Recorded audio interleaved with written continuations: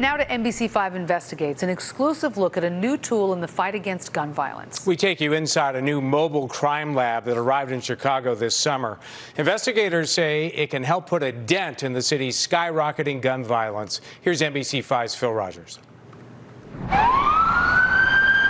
Every police officer knows that every time a gun fires, it leaves behind a signature. Unique marks stamped on every shell casing, each one as different as a human fingerprint.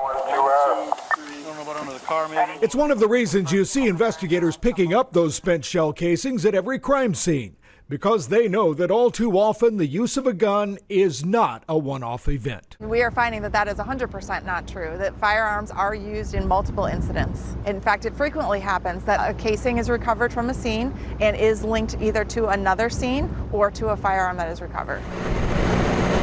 This vehicle, the only one of its kind, is a brand new mobile laboratory which the Bureau of Alcohol, Tobacco and Firearms has had here in Chicago assisting with Operation Legend, the federal response to this summer's soaring gun violence in Chicago. And that's the beauty of it being a mobile command center, that it can go anywhere. I'm looking for an ejector mark. Here inside, shell casings picked up at crime scenes are entered into ATF's National Integrated Ballistics Information Network, known as NIBIN. It will drop the camera millimeter by millimeter. In microscopic detail, the NIBIN system reveals things like these parallel scrapes, the mark from the ejector kicking the casing out of the gun, and the way the firing pin struck the cartridge. We've got these circular rings on the outside edges. All are unique to every gun. I can really get underneath and see exactly how that firing pin struck into the primer. The shots fired went off 6 rounds. And when guns are recovered at a crime scene, test firing. Technician Jill Jacobson showed us how she can fire a test round right here inside the mobile NIBIN lab. Here we go, test firing.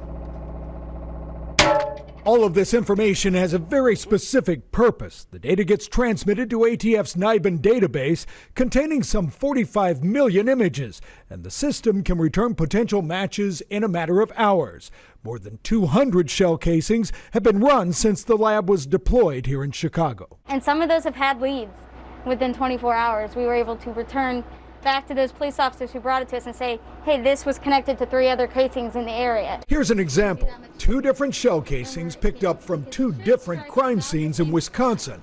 And when the 2 images are laid together, you can see a dark line and then a white line that line up perfectly. We have a match. These are high-tech tools, but they are just that, tools. These experts stress there are human beings at every step vetting and verifying what the computers found, all with one goal in mind.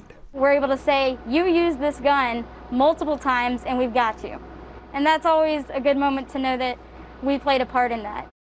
The ATF says those 45 million images in the NIBIN database represent over 4 million incidents. The cost of the vehicle we just showed you, about $1.3 million. Phil Rogers, NBC5 Investigates.